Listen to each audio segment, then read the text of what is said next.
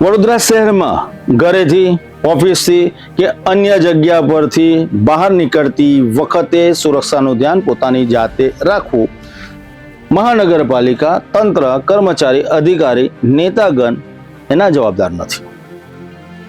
આવું ઘણા સમયથી ફલિત થઈ રહ્યું છે ને આપણે જાણીએ છીએ.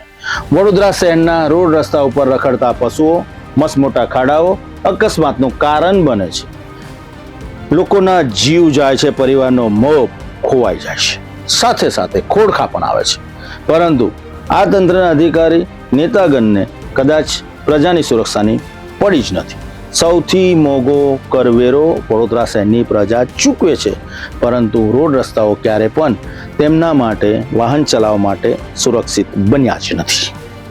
વડોદરા શહેરમાં વિકાસની વ્યાખ્યા એટલે ઠેર ઠેર ખાડા અને ચાલતી કામગીરી. ચોમાસાની શરૂઆત, ભરાતા પાણી અને વારંવાર થતા અકસ્માત. ઘટનાનો ભોગ કોણ બને છે? તો સૌથી મોંઘા કરવેરા ચૂકવનારી પ્રજા. એસી કેબિનમાં બેઠેલા સરકારી બાબુઓને કદાચ ફરક નથી પડતો. નેતાના બહેરા કાને પ્રજાનો અવાજ હવે સંભળાતો નથી જ્યાં સુધી ફરી ચૂંટણી નહીં આવે. કદાચ નવા સવા આવેલા નેતાઓને સિસ્ટમની ખબર નથી એવું પણ કહી શકાય. એટલે જ આ પરિસ્થિતિ યથાવત રહેવા શહેરમાં પામી છે. પશુઓથી ટકરાઈને કેટલાય લોકોએ પોતાના જીવ ખોયા છે. ખાડામાં, વરસાદી કાસમાં અકસ્માતનો ભોગ લોકો બન્યા છે અને જીવ ખોવાનો પણ વારો આવ્યો છે. સાથે સાથે ખોડખાપણ પણ આવી છે. છતાં કોઈને કંઈ ફરક પડતો નથી, કેમ કે આ બધાનું જ અગડમ બગડમ છે. કોન્ટ્રાક્ટરો સાથે મેળાપીપનું કરીને, પોતાના ખિસ્સા ગરમ કરીને હપ્તાનું રાજકારણ ખેલતા, રાજનીતિની દરી પર ફરતા આવા તત્વોને પ્રજા સારી રીતના ઓળખે છે.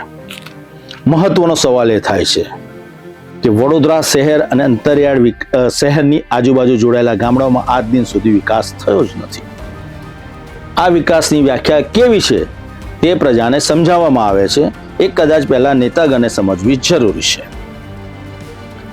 અમે પણ સારી રીતના જાણીએ છીએ કે આ ભાષણબાજી, પત્રિકા, પોસ્ટર યુઝ સુધી બધું જ બરાબર છે, પરંતુ અસલ તાસીર અને દ્રશ્યો કંઈક અલગ રજૂઆત કરી રહ્યા છે. ઘણા બધા વિસ્તારમાં આજે પણ રખડતા પશુઓનો ત્રાસ યથાવત છે. ખાડા ભરેલા વિસ્તારો છે, ખાડા ખોદેલા વિસ્તારો છે. ચોમાસાના પાણી વહેતા થયા છે, ખાડામાં હજુ પણ પાણી ભરાયેલા છે. કામગીરીની નામે, ફરજના નામે મીંડું જોવા મળી રહ્યું છે. ક્યારે સુધરશો એ ખબર નથી, પરંતુ તમારું અગડમ બગડમ હવે ધીરે ધીરે પ્રજા ત્રાસી ગઈ છે અને પ્રજાના રોષનો ભોગ કદાચ તમે બનો તો નવાય નહીં.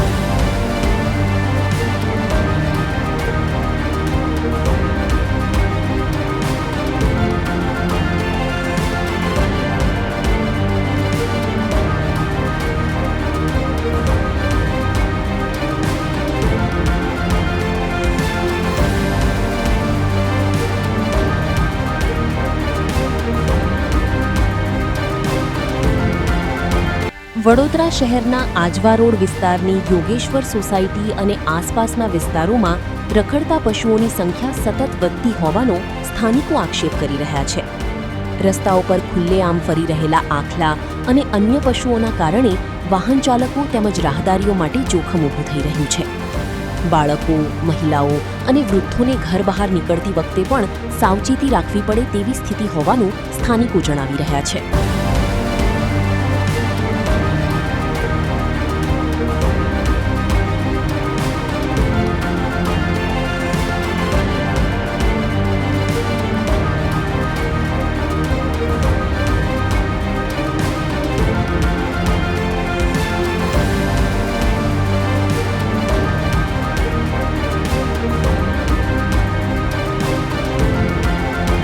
સ્થાનિકોના જણાવ્યા મુજબ અગાઉ પણ શહેરમાં રખડતા પશુઓના કારણે અનેક અકસ્માતોની ઘટનાઓ બની ચૂકી છે. તેમ છતાં સમસ્યાના કાયમી નિરાકરણ માટે અસરકારક કાર્યવાહી ન થવાના આક્ષેપો થઈ રહ્યા છે. રહેવાસીઓનું કહેવું છે કે અનેક વખત રજૂઆત કરવા છતાં પરિસ્થિતિમાં ખાસ સુધારો જોવા મળ્યો નથી.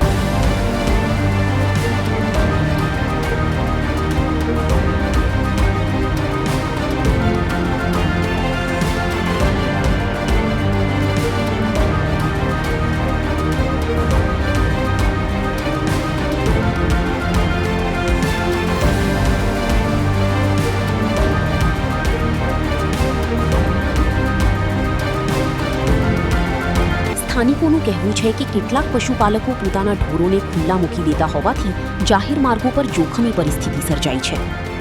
આ સાથે મહાનગરપાલિકા દ્વારા નિયમિત કાર્યવાહી અને પશુઓને પકડવાની કામગીરી વધુ અસરકારક રીતે કરવામાં આવે તેવી માંગ પણ ઉઠી છે.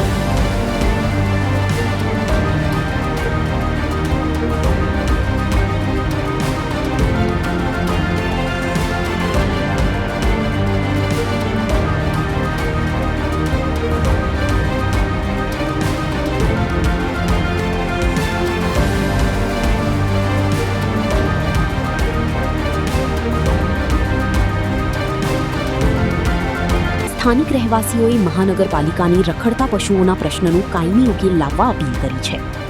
સાથે જ જાહેર માર્ગો વધુ સુરક્ષિત બને અને ભવિષ્યમાં અકસ્માતો અટકે તે માટે તાત્કાલિક પગલાં ભરવાની માંગ પણ કરી છે. નાગરિકોને સુવિધાસભર અને સરળ અને સ્વસ્થ જીવન મળે એ જ કદાચ વિકાસની વ્યાખ્યા છે. પરંતુ આ વ્યાખ્યા સમજવામાં તંત્ર, નેતાગણ, કર્મચારી, અધિકારીગણ થાપ થઈ ગયા છે. તમામ લોકોને એક જ આંધળી દોડ છે કે સરભર કેવી રીતના કરવું. અમે પણ જાણીએ છીએ, વાંધો નથી 100માંથી 50 થાય તો, પરંતુ 50નું તો કામ સારી રીતના થવું જોઈએ, કેમ કે પ્રજા મોંઘા કરવેરા ભરી રહી છે. તમારી ફાઇલો ઘણી બધી છે પણ ખોલવી નથી. મહત્વની વાત એ છે કે સારી રીતના પ્રજાને સુવિધા કાયમી ધોરણે મળે તે જરૂરી છે. રખડતા પશુઓ હજુ પણ શહેરના રસ્તાઓ પર યથાવત સ્થિતિમાં જોવા મળી રહ્યા છે. ક્યારેક તો રાત્રિના સમયે બેઠેલા હોય છે રસ્તા વચ્ચે, વાહન ક્યાંથી પસાર કરવું એ ખબર નથી.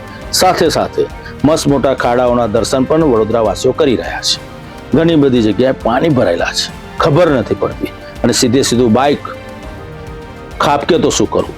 માત્ર પ્રજાની જ કેમ વાત, ઘણા કર્મચારીઓ અને અધિકારીઓ પોતાની જ મોટર બાઇકલ લઈને જતા હોય છે. એમની સાથે કોઈ અકસ્માત થાય તો સત્વરે કામગીરી થાય એ જરૂરી છે.